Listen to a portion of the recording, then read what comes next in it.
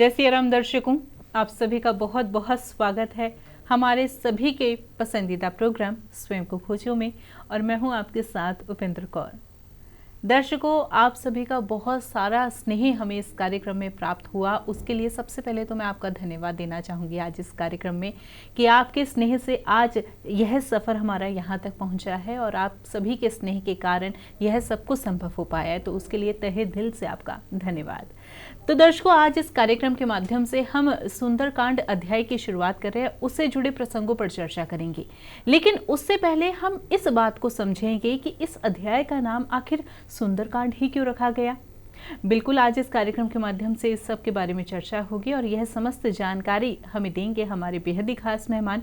जी हाँ, हम बात कर रहे हैं मोटिवेशनल स्पीकर सौरभ जी की। तो आइए सबसे पहले मिलकर उनका स्वागत करते हैं। जय सिया राम सर, बहुत बहुत स्वागत है आपका। जय सिया राम, आपका भी बहुत बहुत स्वागत है। सभी श्रोताओं और दर्शकों का भी बहुत बहुत स्वागत है। जय सिया राम सर, जैसे कि आज इस कार्यक्रम के माध्यम से हम सुंदरकांड अध्याय की शुरुआत करने वाले थे, यानी कि उससे जुड़े प्रसंगों पर आज हम चर्चा करेंगे।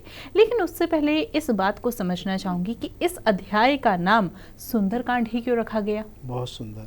क्या होता है कि वैसे हम देखते हैं सारे कांडों के जो नाम रामचरितमानस के हैं, जैसे भगवान की जहाँ बाल लीला है उसको बालकांड कहा गया, जहाँ अवध की लीला है अयोध्या कांड कहा गया, उसके बाद अरण्य कांड कहा गया जहाँ अरण्य वन की हैं, उसके बाद किष्किंधा कांड कहा गया है जहाँ किष्किंधा से संबंधित बाली सुग्रीव की हैं, उसके बाद सुंदरकांड की बात है। तो जहाँ तक सुंदरकांड की बात है, वैसे तो सुंदरकांड के पहले ही दोहा की 5वीं चौपाई में एक चौपाई आती है, सिंधु तीर एक भूधर सुंदर कौतुक कूद चढ़े उताऊ पर। इसका अर्थ ये कि वहाँ पर जो समुद्र है उसके किनारे एक पर्वत है भूधर, उसका नाम सुंदर है। लेकिन मुझे ये लगता है कि ये चीज़ तो एक चौपाई की बात है और एक वहाँ पर सुंदर पर्वत था, लेकिन मूल रूप से ये सुंदरकांड इसलिए सुंदर है कि यहाँ पर जितना कुछ हनुमान जी के बारे में वो कहीं और नहीं है। इसीलिए आप ये देखिए, कलयुग में प्राय मानस जी का पाठ चाहे ना भी हो पाए, पर होता क्या है कि कहीं ना कहीं सुंदरकांड अक्सर होते रहते हैं। और वो सुंदरकांड ही क्यों होता है, जबकि सुंदरकांड से छोटे अरण्य कांड और किष्किंधा कांड है? क्योंकि मूल रूप से वो सुंदरकांड का पाठ का आशय कहीं ना कहीं वो हनुमान जी की ही उनकी चरित्र की वर्णन करने से होता है। तो उसकी वजह से ही इसका महत्व अधिक है और इसीलिए प्राय जनमानस में सुंदरकांड का पाठ होता है। तो सुंदरकांड की जब शुरुआत में बाबा वाल्मीकि वो बाबा तुलसीदास जी जब करते हैं तो वो उससे दोहा से करते हैं, शांतम शाश्वतम प्रमेयमनंगम निर्वाण शांति प्रदम ब्रह्मा शंभु फणीन्द्र सेव्य मनीषम वेदांत वेदम नान्यास्प्र रघुपति हृदय स्मृदीय सत्यम वदामि च भगवान खिलांतरात्मा भक्ति प्रिय रघुपुंगव निर्वाम में कामादिदोष रहितम कुरमानसम च अतुलित बलधामम हेम सलावदेहम धनुजुवन कृशानम ज्ञानिनाम गणियम सकल गुण निधानम बाणाम धीशम रघुपत प्रिय भक्तम बात जात नमामि तम। जामवंत के वचन सुहाए सुन हनुमंत हृदय अति भाए, तब लग मोय पर खेव तुम भाई सै कंद मूल फल खाई, जब लग आवो सीतै देखी होए काजी मोय हरस विशेषी। यहाँ पर आप देखो ना, जैसे जामवंत जी ने जब उनकी शक्ति का उभार किया है तो उनके वचन सुनकर उनको बहुत अच्छा लगा। हाँ जी, जामवंत के वचन सुहाए सुन हनुमंत हृदय अति भाई। तो तब उन्हें वो सारा अपना स्मरण हो जाता है और उसी की वजह से फिर वो सब चीज़ें, और क्योंकि वो वहाँ बराबर ये भी कहते हैं ना जामवंत जी कि भाई तुम्हारा बल तो इतना है कि जो गरुण हैं, गरुण इसको समुद्र को आना जाना कर लेते हैं। और वो इसलिए इस बात की गरुण से विशेष कहते हैं क्योंकि द्वापर की एक प्रसंग आता है, वहाँ पे संक्षिप्त में इसको ऐसे करते हैं कि भगवान जब कृष्ण जी क्या वो ये बताया जाता है कि वहाँ उनको सुदर्शन चक्र का, गरुण का, सत्यभामा उनका माता का, कि एक तरह से उनका कहीं ना कहीं उन्हें वो भंग करना होता है अभिमान। तो वो गरुण जी के हाथ की खबर भेजते हैं कि भाई इस तरह से तुम्हें याद किया गया, सुदर्शन चक्र को वहाँ दरवाजे पे सुरक्षा के लिए लगा देते हैं।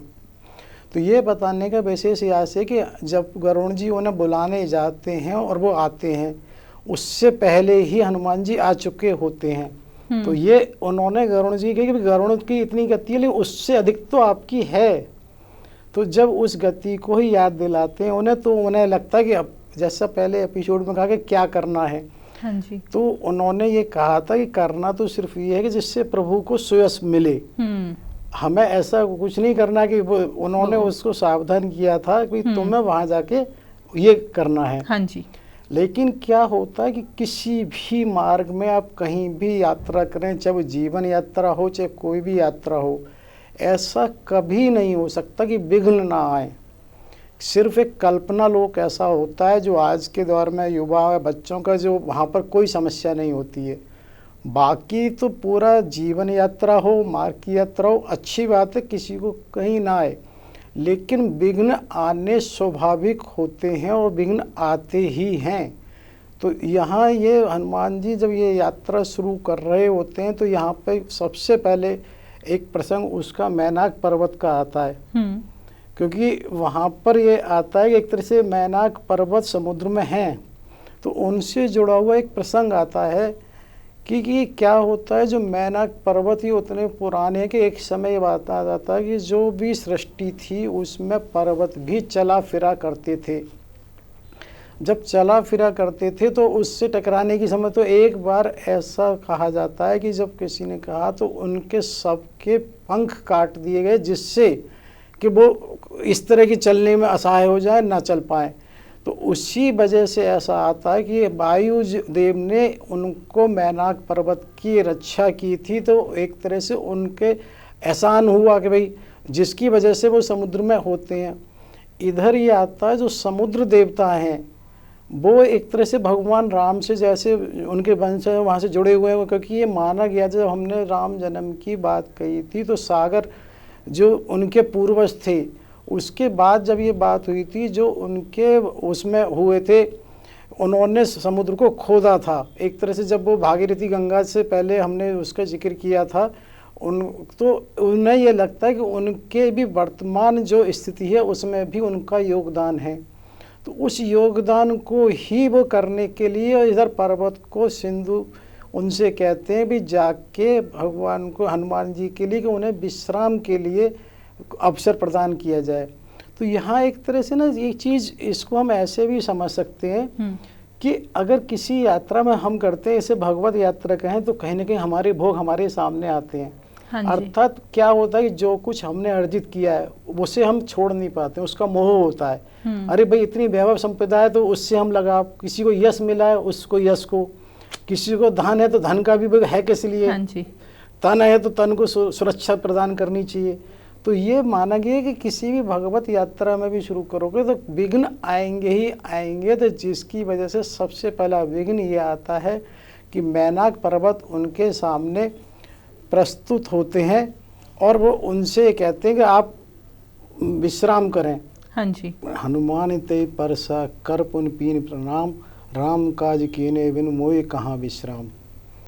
तो होता क्या है कि वो इस बात को, क्योंकि उन्हें उसका मान भी रखना है, सम्मान करना है, तो वो केवल सीधे हाथ से उसका स्पर्श करके कहते हैं कि राम काज के करने से पहले मुझे विश्राम नहीं मिल सकता, मुझे उसकी आवश्यकता नहीं है, पहले राम काज महत्वपूर्ण है।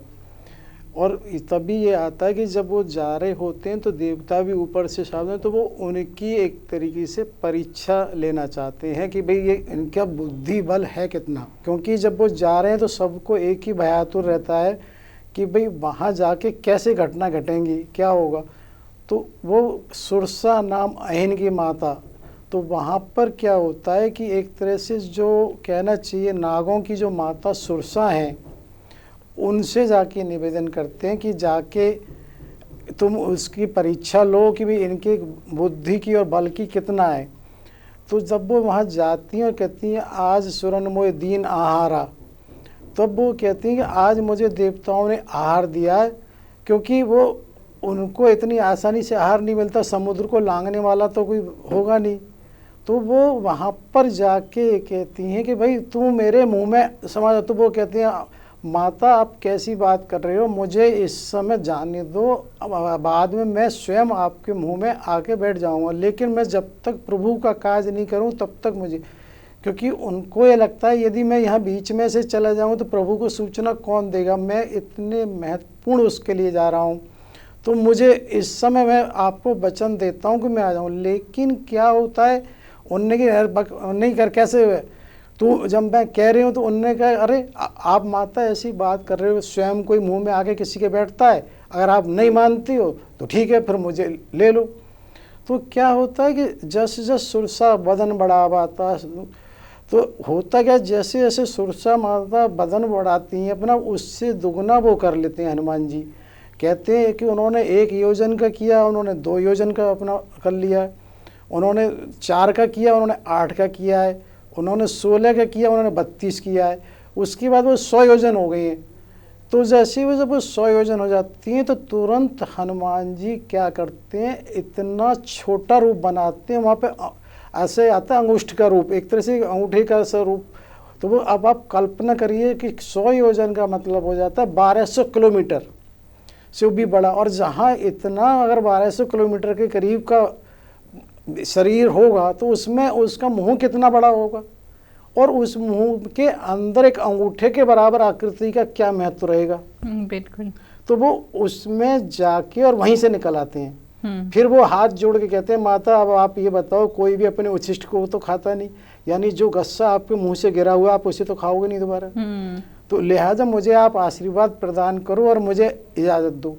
तो वहाँ पर वो जब उन्होंने देखा कि हाँ हर तरह से बुद्धि बल की परीक्षा ले ली है, तब वो आशीर्वाद प्रदान करके उनको फिर जाने देती हैं। फिर वहाँ सुरसा माता जाते समय उन्हें आशीर्वाद दे के जाती हैं, राम काज कर रही हूँ तुम बल बुद्धि निदान, आशीष दे गई सो हर्ष चले वो हनुमान।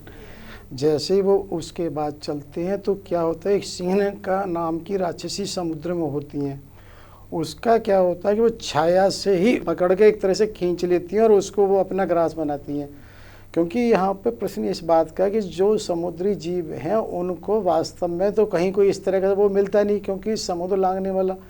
और यहाँ सिंह का की बात इसलिए आती है कि छाया, तो उससे एक इसमें वैज्ञानिक कारण हो सकता है कि क्या होता है, जो छाया है तो इसका मतलब कोई है वहाँ, जब छाया है तो इससे एक मैग्नेटिज्म फील्ड डेवलप हो जाता है, उसके पास ऑलरेडी पहले से ही असना है, जैसे आज के वर्तमान परिप्रेक्ष्य में एक बर्मुडा ट्रायंगल है। हाँ जी, जो भी होता है वो खींच लेता है, उसे खींच लेता है। वहाँ पर बड़े से बड़े जहाज आज भी ये माने जाते हैं कि उसको बचा के निकलते हैं। हाँ जी। तो ऐसी कोई संभावना उस समय हो सकती है कि समुद्र में कुछ रहा हो, जो चुंबकीय आकर्षण शक्ति के जो भी ऊपर जाएगा, तो वो हम अपनी भाषा में छाया कहते हैं, लेकिन वो मैग्नेटिक फील्ड इतना डेवलप हो चुका होता है कि वो उसको वहाँ खींच लेती है।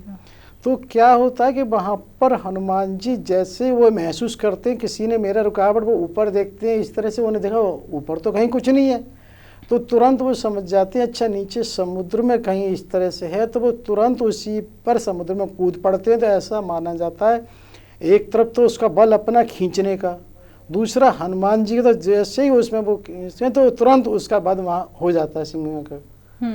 तो उसके सिंहना का वध होने के बाद फिर वो उसकी यात्रा आगे बढ़ाते हैं। जैसा कि हमने कहा ना कि किसी भी यात्रा में होगा विघ्न हर हालत में आते हैं, चाहे आपकी सांसारिक यात्रा हो, चाहे आपकी भगवत यात्रा हो, चाहे जीवन यात्रा हो, ऐसा नहीं हो सकता कोई विघ्न नहीं आए।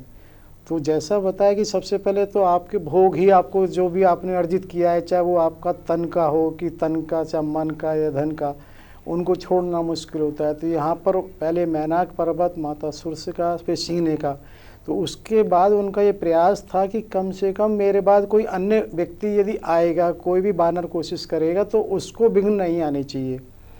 तो लेकिन क्या होता है, इतने विशाल का शरीर से जब वो जा रहे होते हैं तो वो मन ही मन विचार करते हैं यदि मैं इसी शरीर से उतरूँगा तो वहाँ पर इतनी, क्योंकि जिस समय जब वो चले हैं तो वहाँ भी जिस पर्वत से जब वो चले थे तो वो पर्वत रसातल यानी पाताल को चला गया था, और जबकि वहाँ से तो केवल वो वहाँ से कूदे हैं, और लेकिन जहाँ अगर इतने विशालकाय से उतरेंगे तो हो सकता है कहीं वो पूरा ही टापू कहीं उसमें सागर में नहीं चला जाए।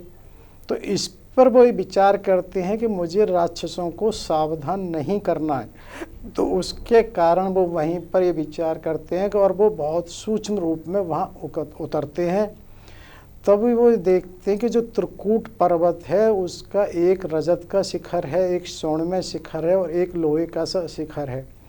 वो वहाँ उतरते हैं और मन ही मन ये देखते हैं जो रजत शिखर है वो एक तरह से काफ़ी खड़े टाइप का, एक तरह ढलान टाइप का, उस पर वो नहीं है। और मुख्य रूप से जो लंका बसी हुई है वो स्वर्ण में है, तो बीच में एक तरह से जो शिखर है वो स्वर्ण का है।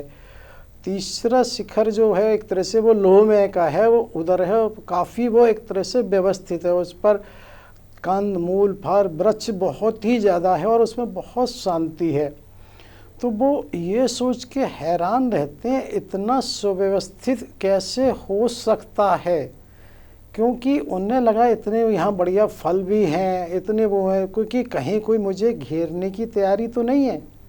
क्योंकि उनके मन में एक बात ये आती है, ऐसा कैसे हो सकता है कि लंका में और रावण इतना बिल्कुल निश्चिंत रहे कि यहाँ कोई राक्षस नहीं है, कोई नज़र ही नहीं आ रहा, ना कोई रक्षा है, ना सुरक्षा है, ना कुछ है। और जबकि यहाँ और आकर्षित करने के लिए तो बहुत बढ़िया ऐसे ऐसे फलदार वृक्ष भी हैं, वो भी है। तो वो अपने मन में ये विचार कर रहे होते हैं कहीं ऐसा तो नहीं हो। तो वो धीरे से चल रहे होते हैं, तो वहाँ पर थोड़ी दूर जाके एक बार वो आवाज़ सी सुनते हैं। आवाज़ बड़ी कर्कश होती है। वो जब देखते हैं अरे कालदेव आप, तो वो मुझे यहाँ एक प्रसंग याद आता है कि एक महादेव धारावाहिक आता था कभी, तो उसमें एक ये प्रसंग आया था कि जब ये कालदेव और यमराज कहें उनसे उनका युद्ध हो रहा था, तो वो उन्होंने उसे पराजित करने की कोशिश की। तो ब्रह्मा जी ने आके कहा कि आप ये क्या कर रहे हैं, सारी सृष्टि की रचना ही रुक जाएगी। मैंने इनका वो जो किया हुआ है वो तो भगवान राम के हाथ वो निर्धारित कर रखा है, ये तो मानव योनि से इनका वो होना है, किसी और से होना ही नहीं है। केवल नर और बानर को छोड़ के और कोई नहीं कर सकता। तो यही कारण होता है कि सब लोग समृद्ध होके भी नहीं कुछ कर सकते हैं। हाँ जी। क्योंकि कालदेव की मजबूरी है कि वो ब्रह्मा जी ने रोक दिया है।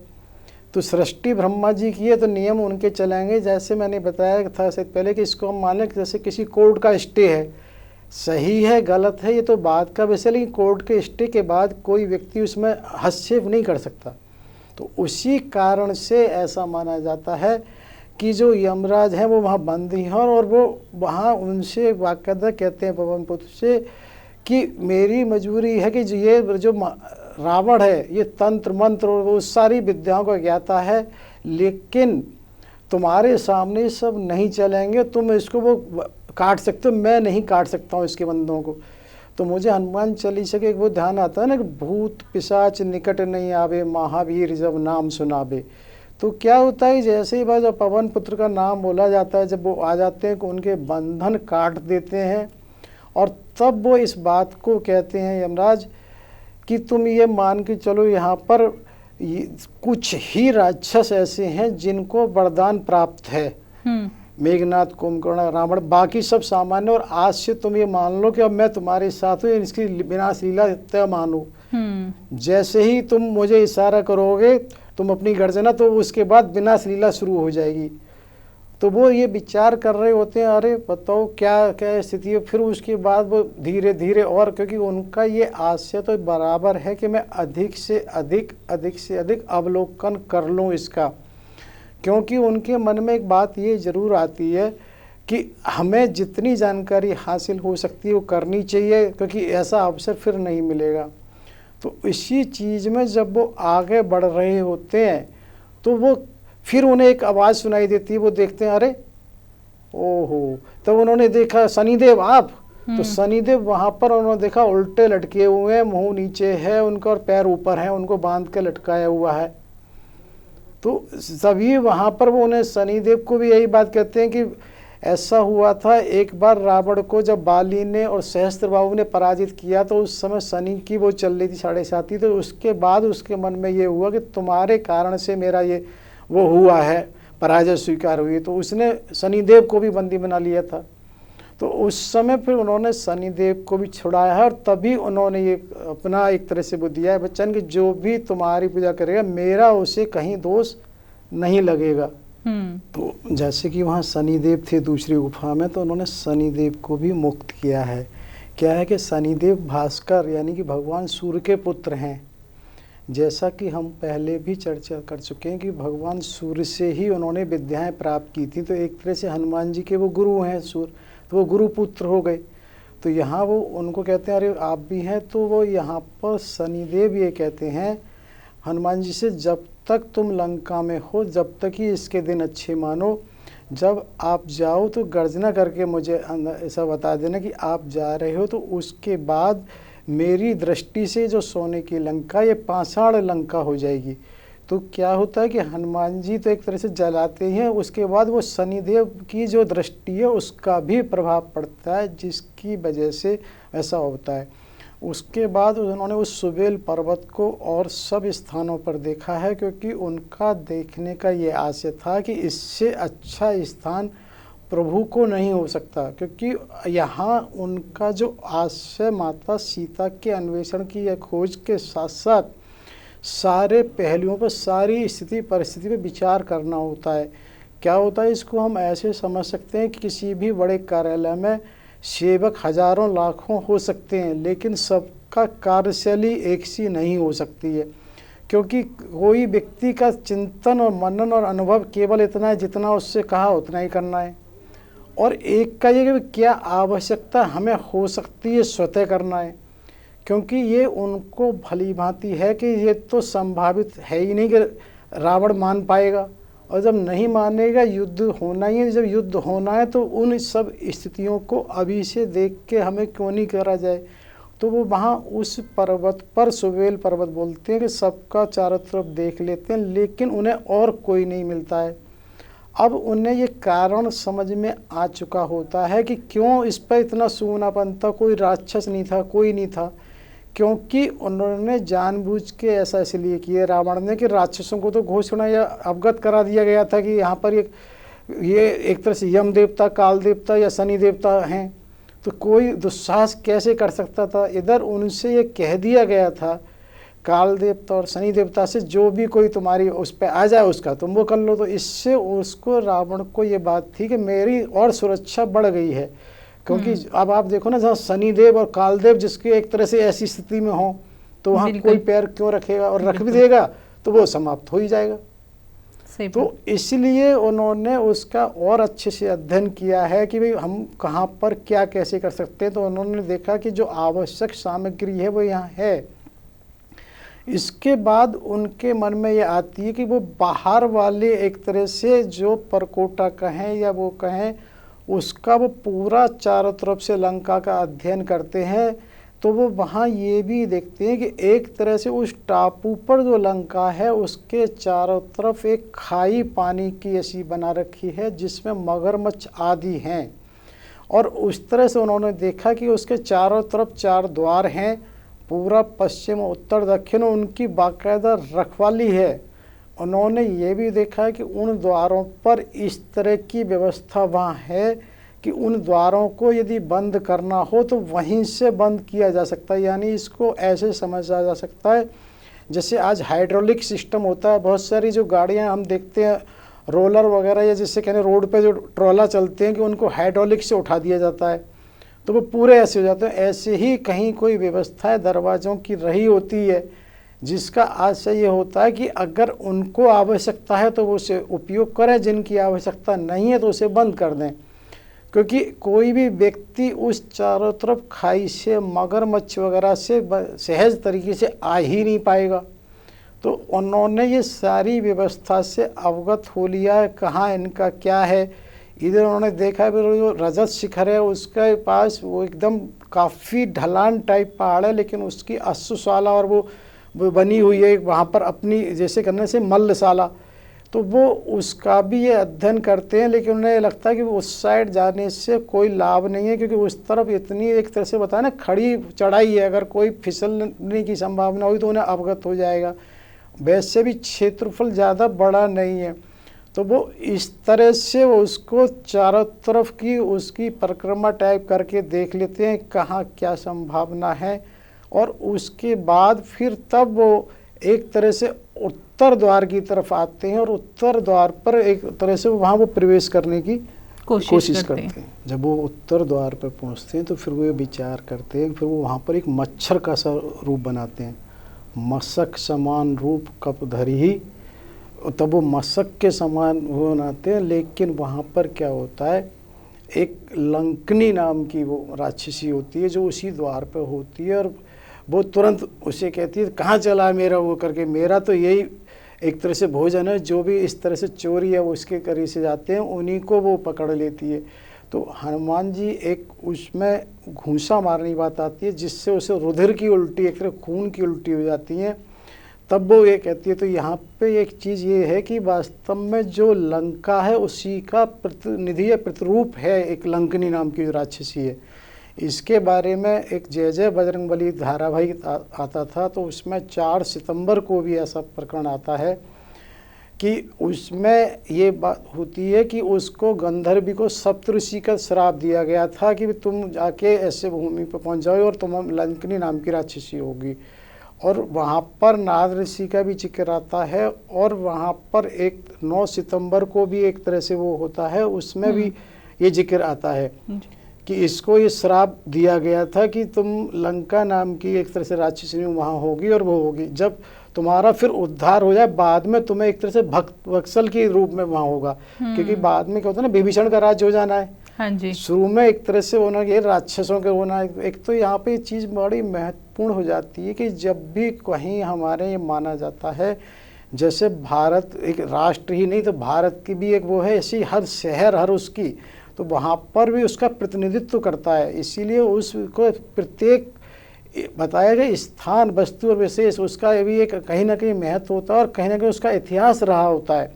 तो उसका एक कोई देवता जरूर होता है जिसकी वजह से उसकी सारे परिणाम आते हैं। तो यहाँ भी ये जो लंका नाम की राक्षसनी है, तो इसको भी पहले श्राप मिला, और इसको ये श्राप मिला था कि जब तुम किसी के उससे बेहोश हो जाओ तो समझना इस लंका का समय आ गया है और ये पूरी हो जाएगी। इसके बाद यहाँ पर राक्षसों का राज न होके एक तरह से भक्त वत्सल उनका राज्य होगा, क्योंकि यही कारण है कि इसके बाद वहाँ पर विभीषण का राज्य हो जाता है।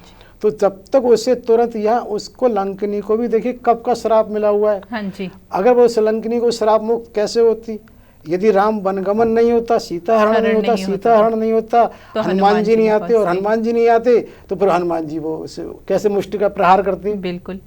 अब देखिए ना सर, अभी तो लंका के दरवाजे पर ही है हनुमान जी और उन्होंने कितनों का उद्धार वहां पर कर दिया है। तो ऐसे में अब यह जानना चाहेंगे कि जब उनका प्रवेश लंका के भीतर होता है तो क्या कुछ होता है, लेकिन कार्यक्रम की अगली श्रृंखला में। तब तक के लिए आपने अपना कीमती समय दिया, बहुत बहुत धन्यवाद। आपका भी बहुत बहुत धन्यवाद। सभी श्रोता दर्शकों का कोटि कोटि आभार, समयदानियों का कोटि कोटि आभार, साथ ही होने वाली गलतियों के लिए क्षमा याचना। जय श्री राम।